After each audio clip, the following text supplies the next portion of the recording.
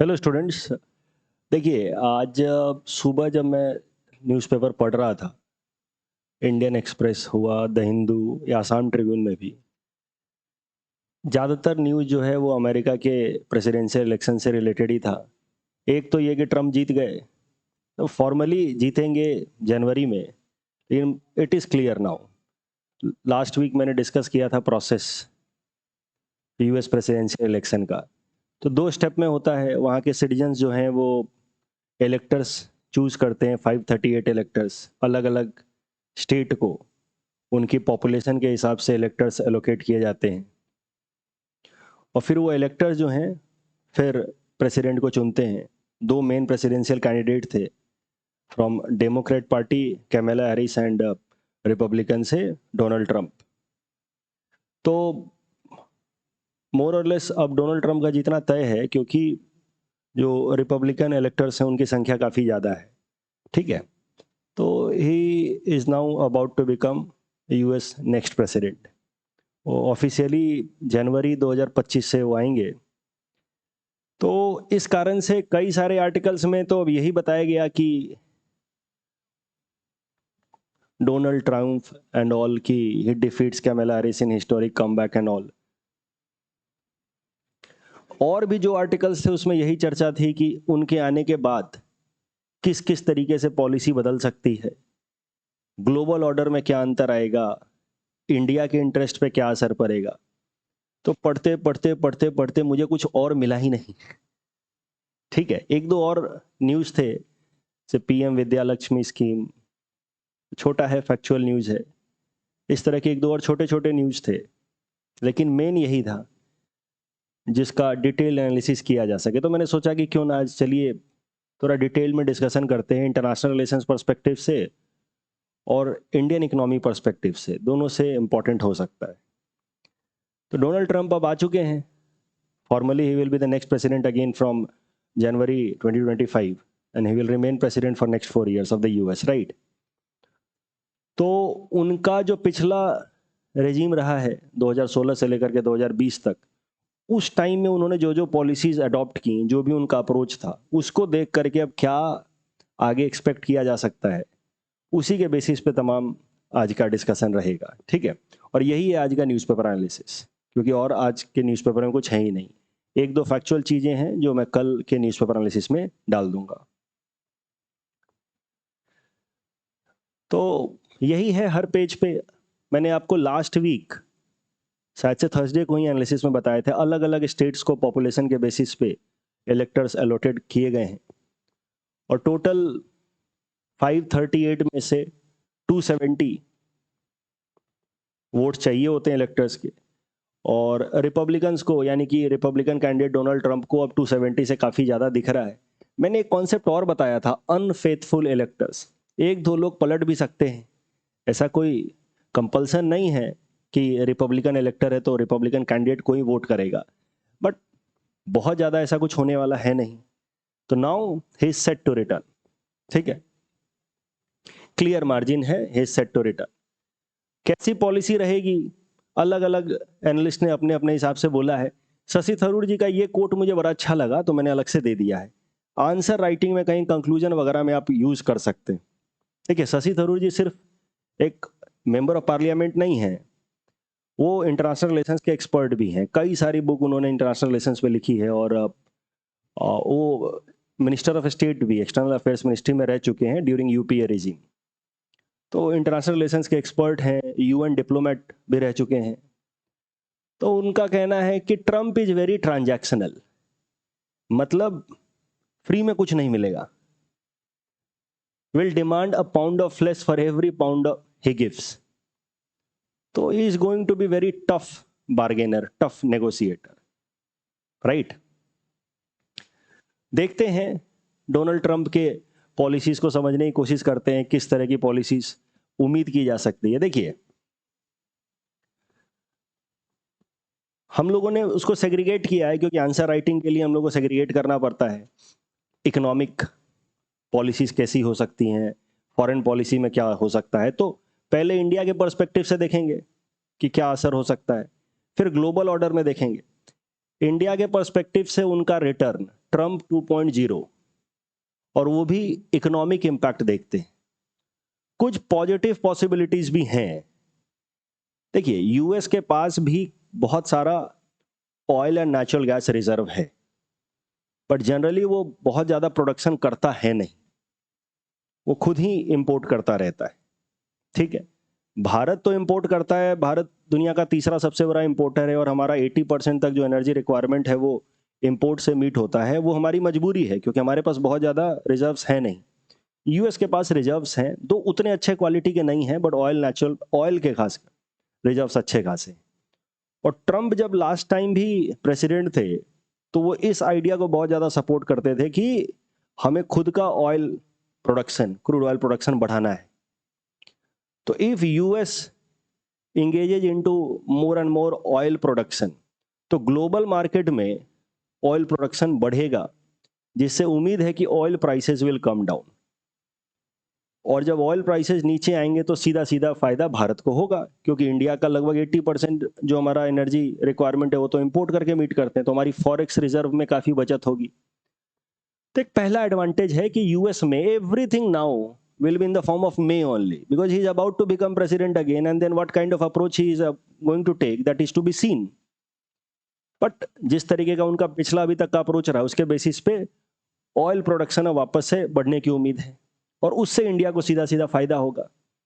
दूसरा, Donald Trump regime में जो लास्ट एडमिनिस्ट्रेशन था, एंटी चाइना पॉलिसीज बहुत सारे लिए गए।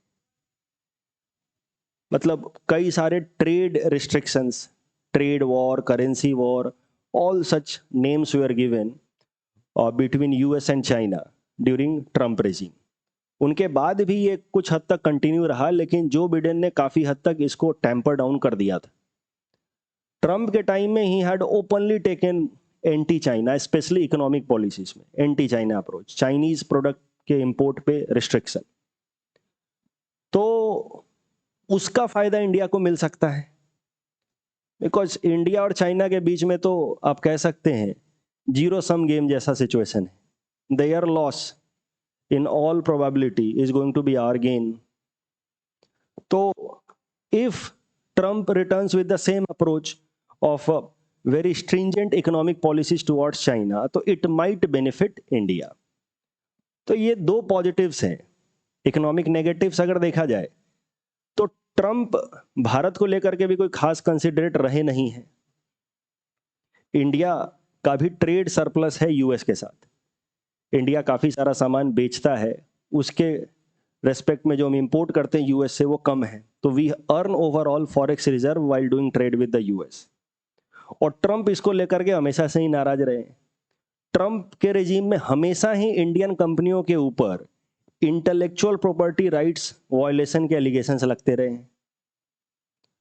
और ट्रंप के टाइम में हमेशा से ये बात चलती रही कि इंडिया के तरफ से आने वाला जो इंपोर्ट है उसके ऊपर भी रिस्ट्रिक्शन लगाया जाए, इंपोर्ट कर्ब किया जाए।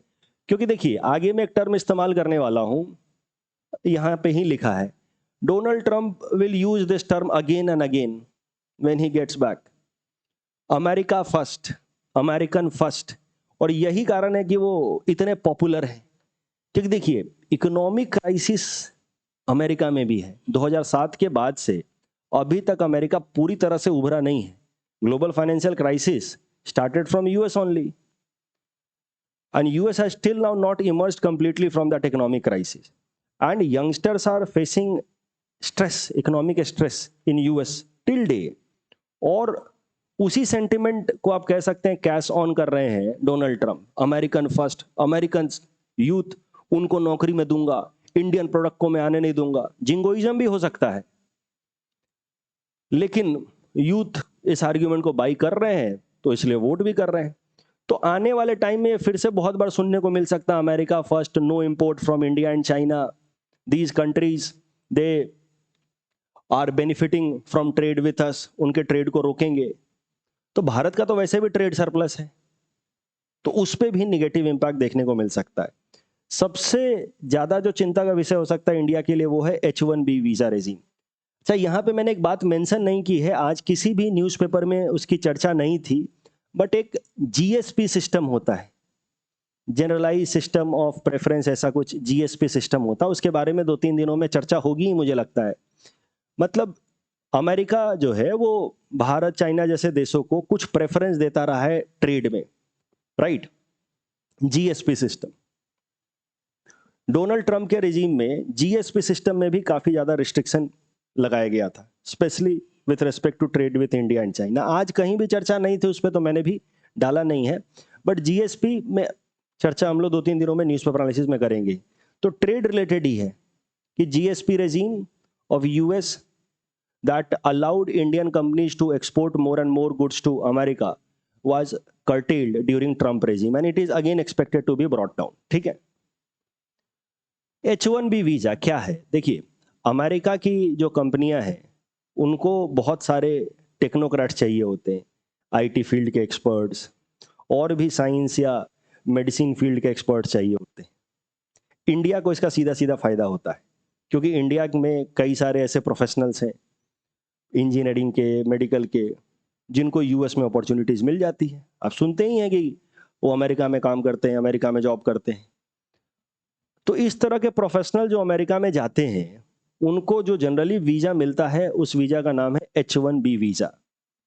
H1B वीजा एक तरीके का नॉन इमिग्रेंट वीजा है, मतलब शॉर्ट टर्म के लिए 3 साल के लिए दिया जाता है प्रोफेशनल्स को, फिर और 3 साल के लिए एक्सटेंड किया जा सकता है, जनरली 6 साल के लिए होता है, जिसमें बहुत सारे लोग जो अमेरिका जाते हैं वहाँ काम करते हैं। तो इंडियन प्रोफेशनल्स के लिए एक अच्छा खासा एम्प्लॉयमेंट अपॉर्चुनिटी का हिस्सा है। भारत का जो कोटा है या भारत का शेयर है H1B वीजा में वो सबसे ज़्यादा है। यहाँ पे आप पढ़ नहीं पा रहे होंगे बट मैं आपके लिए पढ़ देता हूँ, अबाउट 72.3%, यानी कि out of 3.86 lakh 2.7 lakh H1B visa belong to the Indians.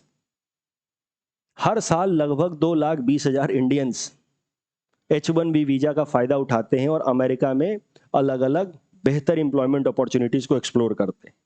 Fine. Trump regime America first rhetoric तो फिर शुरू करेंगे।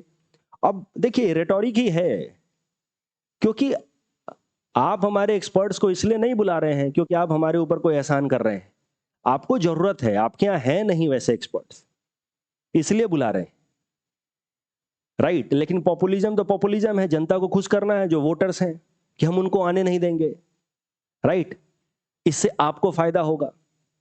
तो H1B वीजा रेजीम पे कर्टेलमेंट होगा जरूर in order to make the local American youth happy कि हाँ ट्रंप हमारे लिए सोच रहे हैं। ठीक है, अगर वो हमारा जगह ले सकते तो पहले ही कर्टेल करते, इसमें भी वो अपना ही फायदा देखते हैं। लेकिन अब ट्रंप रेजिम ने जब कमिटमेंट किया है और उनका अप्रोच ऐसा ही रहा है तो कर्टेल भी करेंगे, चाहे इस कारण से अमेरिका को थोड़ा सा नुकसान ही क्यों ना हो, लेकिन पॉलिटिकल फायदा उनको होगा। तो H1B वीजा रेजिम जब कर्टेल होगा तो इंडिया को सीधा सीधा नुकसान होगा। तो ये सब कुछ पॉसिबल इकोनॉमिक इंपैक्ट है, पॉजिटिव या नेगेटिव। H1B वीजा के बारे में मैंने आपको बता ही दिया। नॉन इमिग्रेंट जो फॉरेन वर्कर्स, स्पेशली मतलब जो स्पेशलाइजेशन होता है इनके किसी किसी फील्ड में, प्रोफेशनल आईटी इंजीनियरिंग, वो सब H1B वीजा रेजिम के अंतर्गत उनको फिर वीजा देकर के बुलाया जाता है अमेरिका में। सबसे ज़्यादा फायदा इंडिया को मिलता है। फॉरेन पॉलिसी की बात करते हैं, इतना तो देखिए सिंपल था, मतलब न्यूज़पेपर एनालिसिस में भी ले लेता ऐसे जो बैकग्राउंड में मैं रिकॉर्ड करता हूँ, लेकिन इंटरनेशनल रिलेशंस और ज़्यादा कॉम्प्लेक्स होगा ट्रंप के आने के बाद, ग्लोबल ऑर्डर और टर्बुलेंट होगा। तो इसीलिए मैंने सोचा कि चलिए एक बार जाकर के सामने डिस्कशन करते हैं। बहुत सारी बातें हैं लेकिन एक बात होगी विथ रिस्पेक्ट टू ईरान। देखिए ईरान एक वेस्ट एशियन कंट्री है, वेस्ट एशिया को लेकर के कई दफा हमने डिस्कशन किया है। ये वेस्ट एशिया के अंदर 3 ही तो पावर सेंटर्स हैं, एक हो गया ईरान, सऊदी अरबिया और तीसरा इजराइल। फाइन। अब US regime has been always pro-Israel as well as Saudi, and it has been anti-Iran। चाहे यूएस के अंदर कोई भी प्रेसिडेंट आए, एंटी ईरान अप्रोच रखते ही हैं। और इसके पीछे की हिस्ट्री भी आप आई होप जानते हैं। 1979 ईरानियन रिवॉल्यूशन, उसके पहले वहाँ पे एक डिक्टेटर थे शाह रेजा पहलवी, बहुत बार हमने न्यूज़पेपर एनालिसिस में डिस्कस किया है। और तब ईरान के रिलेशंस काफ़ी अच्छे थे यूएस के साथ, क्योंकि तमाम जो रिसोर्सेज हैं, लोकल रिसोर्सेज, शाह रेजा पहलवी कंसेशनल रेट पे दे देते थे यूएस को। बट लोकल इकोनॉमी को नुकसान हो रहा था, लोगों ने प्रोटेस्ट किया, कुछ वायलेंस भी हुआ, even violence at US embassy in Iran, Tehran. और फिर उसके बाद से यूएस और ईरान के संबंध पूरी तरह से खराब हो गए, ठीक है। और वही कारण है कि यूएस तब से सऊदी को ज्यादा सपोर्ट करने लगा है, तो प्रो सऊदी अप्रोच, ठीक है। ये वेस्ट एशिया में यूएस का अप्रोच है। तो 1979 से ही US has been anti Iran.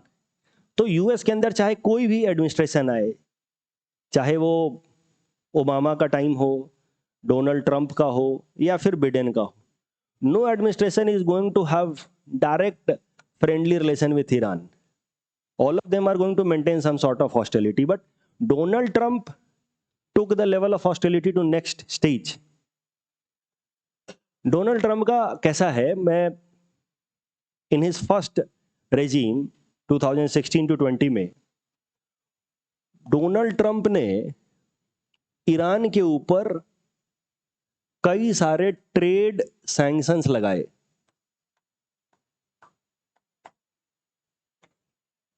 और ईरान न्यूक्लियर डील को स्ट्राइक डाउन भी कर दिया।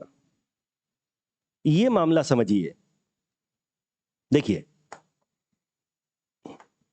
ईरान के ऊपर हमेशा से एलिगेशन लगता रहा है कि ईरान यूरेनियम इनरिचमेंट कर रहा है। यूरेनियम इनरिचमेंट मतलब न्यूक्लियर वेपन्स बना रहा है। ये एलिगेशंस लगाता रहता है यूएस।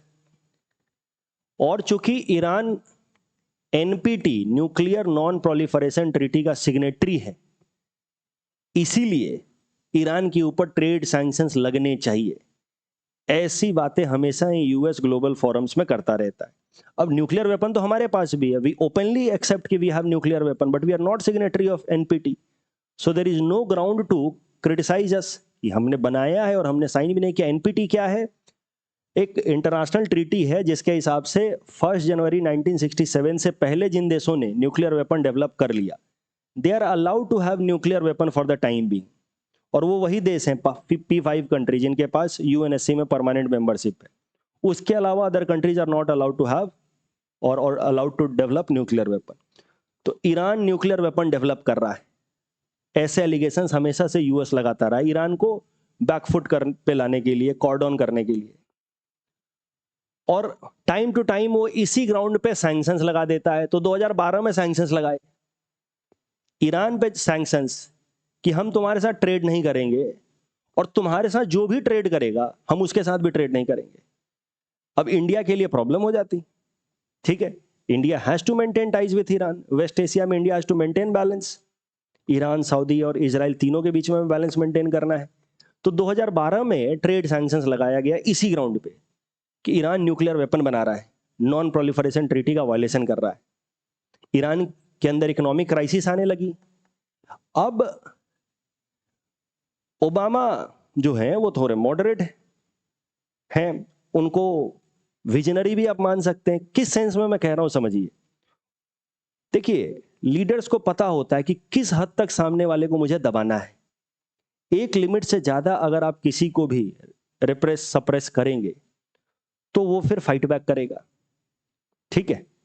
चाहे वो इतना ज्यादा पोटेंशियल डिफरेंस वाले रिलेशन ही क्यों ना हो। बट अगर यूएस बहुत ज्यादा सप्रेस करेगा तो Iran will also fight back. Iran will also look for coalition with Russia, China and all. तो 2012 से लेकर के 2015 तक तो सैंक्शन चला, ईरान की इकोनॉमी क्रम्बल डाउन होने लगी। But then Obama administration allowed some exit route from this economic crisis कि ठीक है, एक एग्रीमेंट साइन करते हैं तुम्हारे साथ। और एक डील साइन हुई ईरान के साथ जिसको कहा जाता है ईरान न्यूक्लियर डील।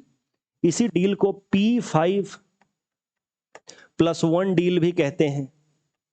P5 क्योंकि इसके अंतर्गत यूएनएससी के जो 5 परमानेंट मेंबर हैं वो भी आ गए, अपार्ट फ्रॉम यूएस रिमेनिंग 4। और ये जो एक है वो है ईरान, ठीक है। इन्होंने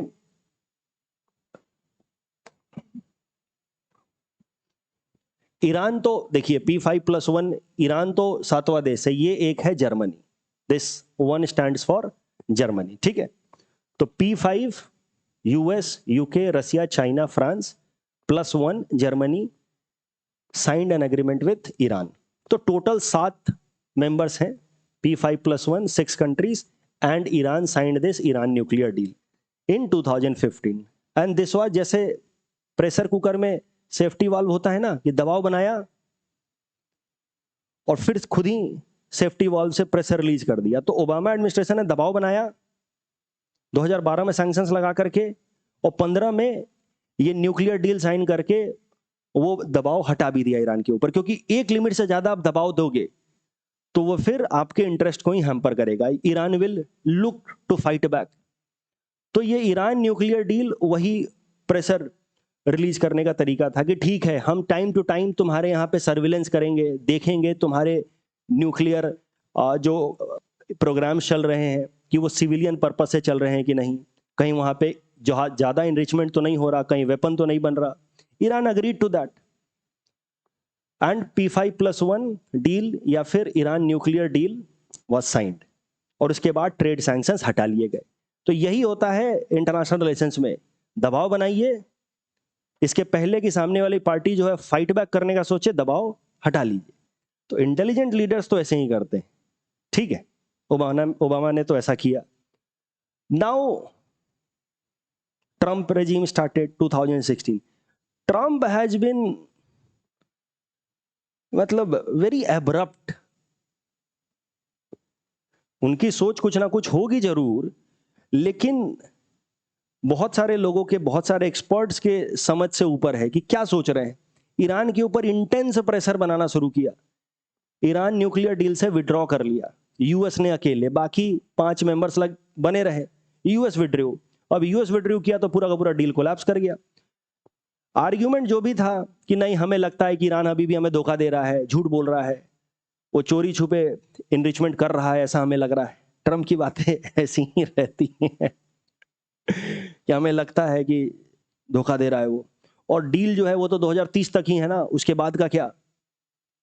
तो इसलिए I am not satisfied with this Iran nuclear deal, so we are pulling out.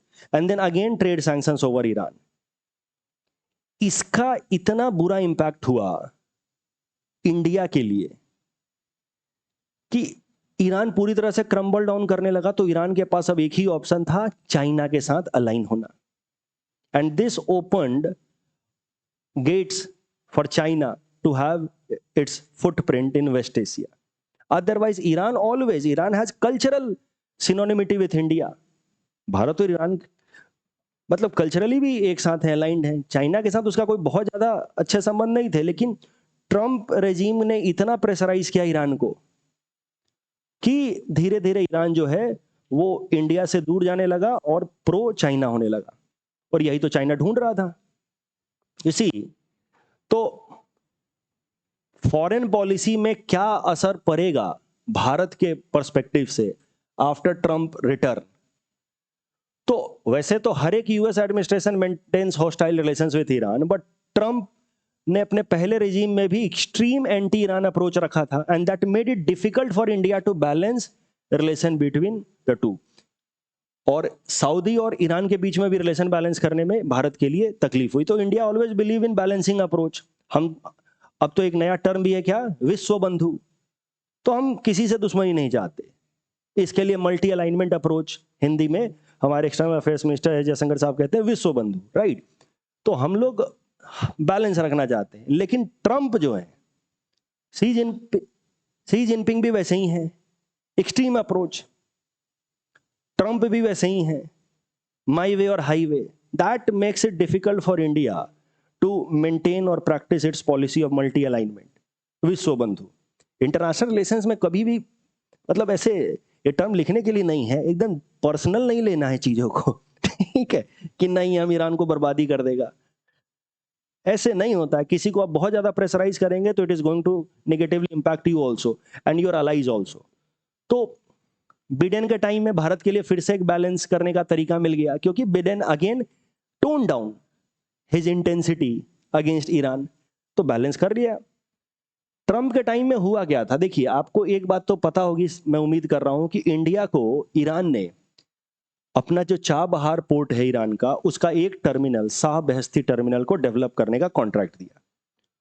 उसके अलावा एक कॉन्ट्रैक्ट और दिया है ईरान ने, दिया था कि ये टर्मिनल से एक रेल लिंक बनाया जाए जहेदान रीजन ऑफ ईरान तक, और ये रेल लिंक का भी कॉन्ट्रैक्ट भारत को ही मिला था। और यहां से फिर एक हाईवे है इंडिया जो बना रहा अफगानिस्तान में, जरांज दिलाराम हाईवे, ठीक है।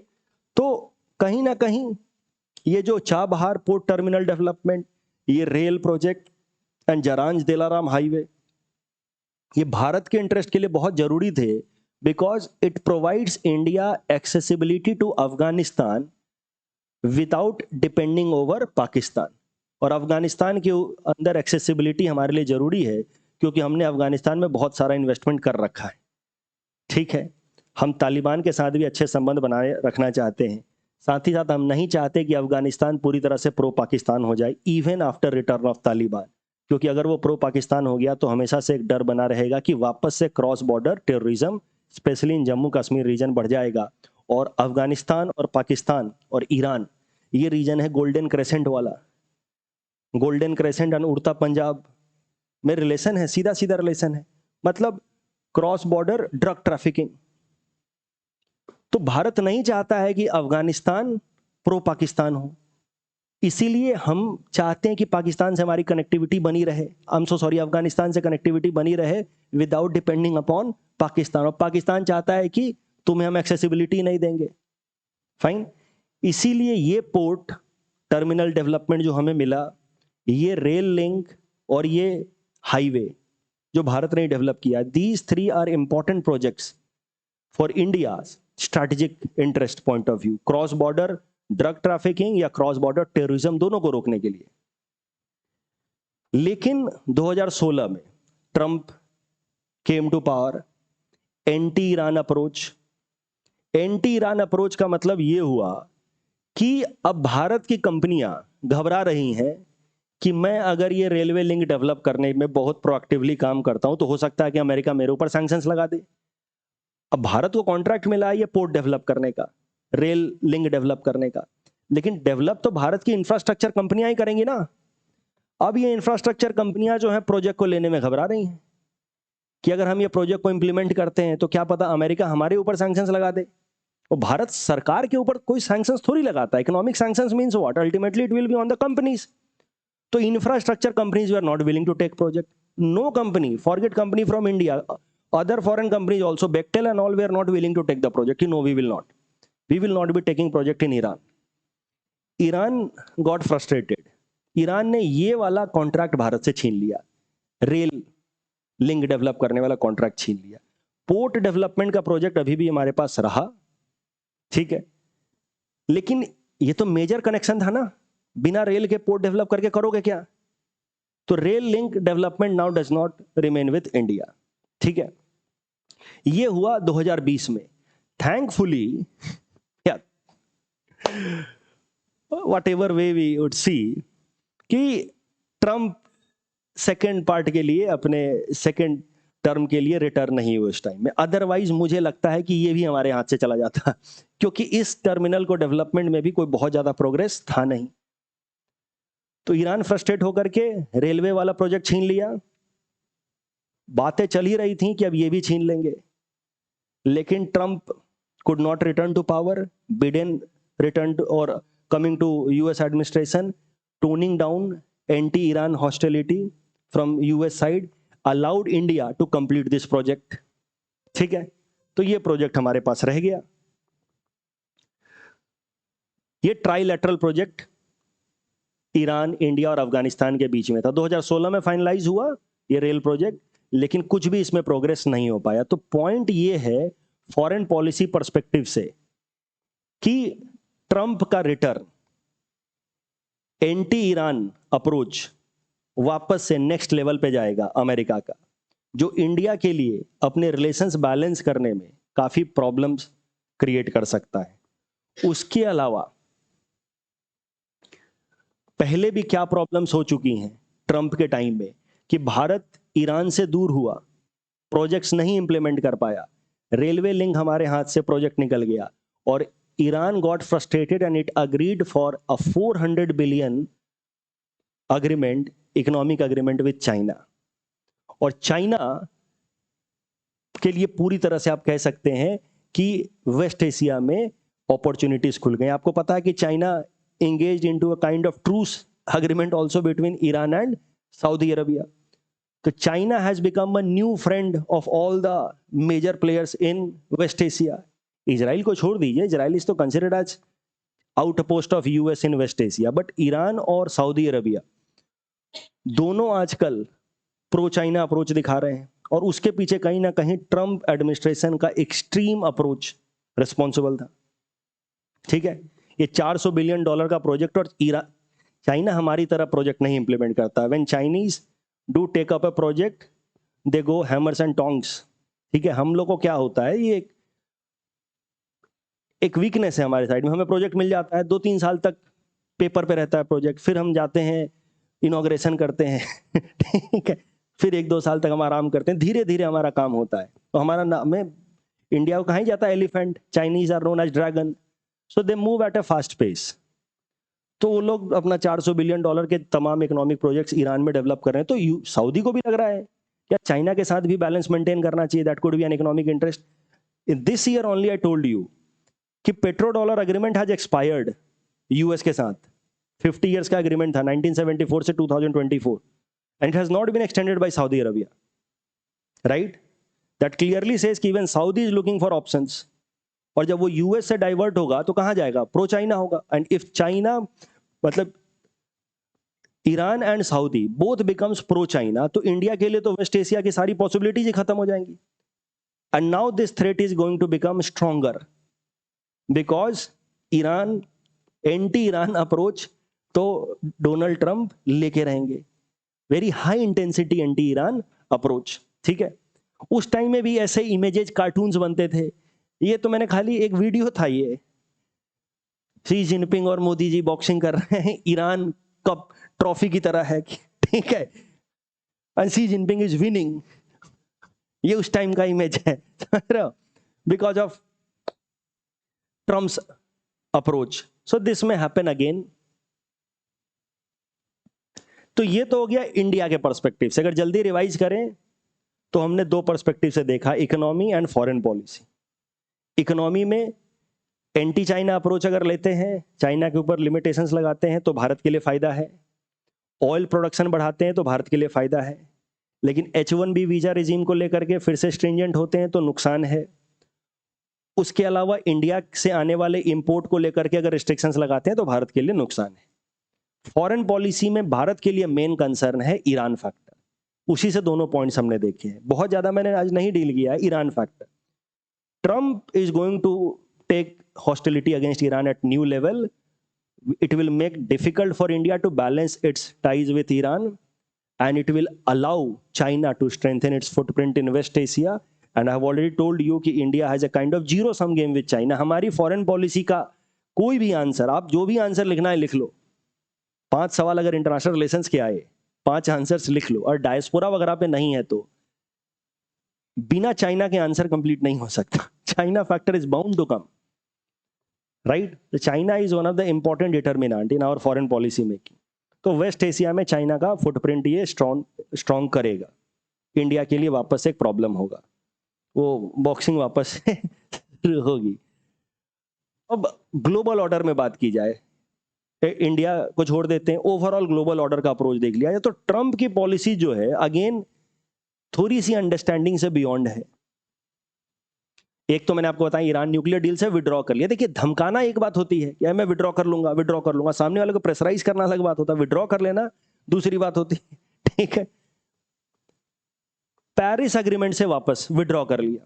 Paris agreement, I hope you know, United Nation framework convention of climate change, उसके अंतर्गत conference of party number 21 Paris 2015, where world countries agreed for INDC। ये क्योटो प्रोटोकॉल जिसमें बाइंडिंग कमिटमेंट था डेवलप्ड कंट्रीज के ऊपर, उसको हटा करके INDC कि every country will come up with its own commitment, ये करवाने के पीछे कहीं ना कहीं यूएस ही रिस्पॉन्सिबल था कि नहीं, हम लोग बाइंडिंग कमिटमेंट तो नहीं ले सकते, डेवलप्ड कंट्रीज हैं तो क्या हुआ, right? I hope you are able to recall that Kyoto Protocol was based on the principle of common but differentiated responsibilities. Since developed countries are more capable and historically they are more responsible for more and more greenhouse gas emissions, so that is why they should take more responsibilities, bigger responsibilities to curb the greenhouse gas emission, and that too in binding manner. US ने सबसे ज्यादा criticise किया कि America, China और India are one of the greatest emitters, तो हम लोग क्यों बाइंडिंग टारगेट्स ले?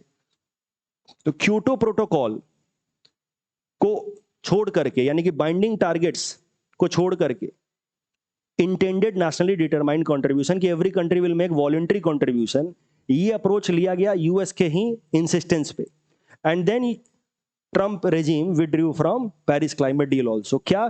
प्योर रेटोरिक, यूथ को खुश करने के लिए कि नहीं ग्रीन हाउस गैस इमिशन ये सब। आपको याद होगा ना, मैंने न्यूज़पेपर एनालिसिस में बताया 1972 में स्टॉकहोम कॉन्फ्रेंस में जब हमारी प्रधानमंत्री इंदिरा गांधी जी ने पार्टिसिपेट किया तो उन्होंने क्या कहा था कि poverty is the biggest pollutant.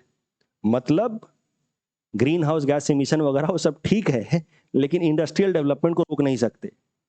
हमारी इकोनॉमी का सवाल है, लोगों के एम्प्लॉयमेंट अपॉर्चुनिटी का सवाल है। ऐसा ही कुछ कह रहे थे ट्रंप कि ना अमेरिकन यूथ के इकोनॉमिक अपॉर्चुनिटीज का क्या होगा, ग्रीन हाउस गैस इमिशन वगैरह देखा जाएगा, but I need to secure the interest of my youth first. ऐसी बातें बड़ी अच्छी लगती हैं यूथ को। So we will go for more and more industrial emission if required, but we will not curb our emissions, ठीक है, at the cost of our economic progress। तो पेरिस क्लाइमेट डील से विड्रॉ कर लिया। उससे ज्यादा तो बेरोजगारी हमारे देश में है ना, हम विड्रॉ नहीं कर रहे। यस और नो? हम लोग कमिटमेंट को, हम लोग पंचामृत स्ट्रेटजी लेकर के आया। अब सोचिए, पेरिस क्लाइमेट डील से विड्रॉ कर लिया बिडेन, जो बिडेन ने, but this was massive decision and very abrupt one, beyond comprehension of any country. करे तुम्हारा तो वॉलंटरी कॉन्ट्रीब्यूशन है, जितना होता उतना करो, but I hope you understand now कि ये अपीजमेंट है, यूथ को अट्रैक्ट करने का है, राइट? पॉपुलिस्ट मेजर है कि देखो ट्रंप हमारे लिए कितना सोचता है, पेरिस क्लाइमेट डील तक छोड़ दिया इंडस्ट्रियल डेवलपमेंट करने के लिए। अरे वॉलंटरी कॉन्ट्रीब्यूशन है, जितना हो सकता है उतना करो। तो जो बिडेन ने जिस दिन प्रेसिडेंटशिप रिटेन की, होल्ड की, 20 जनवरी 2021 को, पहला one of the earliest decision था टू रीजॉइन पेरिस एग्रीमेंट। क्योंकि ये तो पागलपन है, क्यों पेरिस क्लाइमेट डील से विड्रॉ कर लिया, डब्ल्यूएचओ से विड्रॉ कर लिया। पैंडेमिक का जब टाइम आया तो ट्रंप ने कहा कि चाइना जिम्मेदार है इसके पीछे। चाइना कहा हम कैसे जिम्मेदार है? बोला नहीं, हमें लगता है तुम ही हो। तो फिर ये बहस इस लेवल तक चली गई कि डब्ल्यूएचओ ठीक से इन्वेस्टिगेशन नहीं कर रहा है, डब्ल्यूएचओ इज बायस्ड। डब्ल्यूएचओ को बहुत ज्यादा फंड कंट्रीब्यूशन यूएस की तरफ से आता था। तो ट्रंप ने कहा कि तुम ठीक से इन्वेस्टिगेट करो। डब्ल्यूएचओ ने कहा कि सब कर रहे हैं, कोई प्रॉब्लम नहीं है। ने कहा हम तुम्हारा फंड रोक देंगे। ये डब्ल्यूएचओ कंटिन्यूड कि ठीक है, देयर इज, मतलब ऐसा कोई कंक्लूसिव आर्गुमेंट नहीं है कि it is China responsible behind और कोई उसके पीछे उसका प्लान्ड अप्रोच है। ट्रंप का कहना था कि वो प्लान करके दुनिया की इकोनॉमी को नीचे ला रहा है। ठीक है, तो अब मजा आएगा। ठीक है, नई नई कहानियां सुनने को मिलेंगी आने वाले टाइम में।